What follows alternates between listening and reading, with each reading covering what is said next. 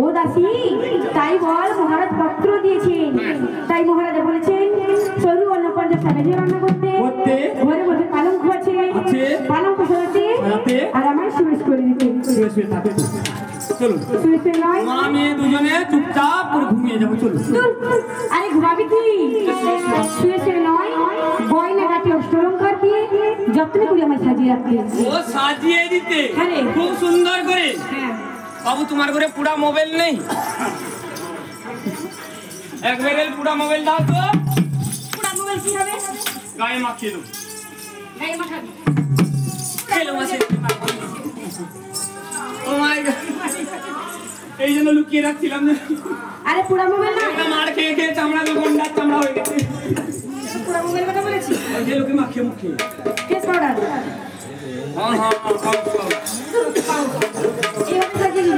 আরেকটি কথা, আর দেরি না করে চল। কি করবো? রান্না করবো আর পালঙ্ক সাজাবো একসঙ্গে। তাই চল। এই মধুর এই রাতের কাছে সাজাবো পালঙ্ক মোরো।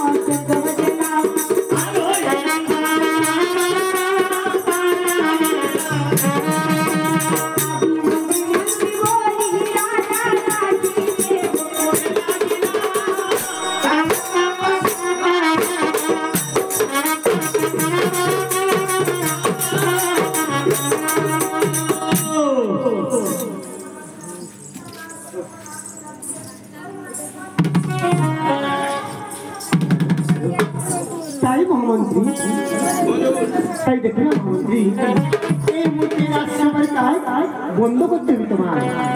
কেন? এই যে আমার অন্তঃপুর দিতে হবে। আচ্ছা, কাছে এসে আমার মন্ত্র করে গেছি, যদি আমি না যাই তাহলে তোমার রান্না রাজ করবি আমার। এখন যাওয়া হবে না। কেন?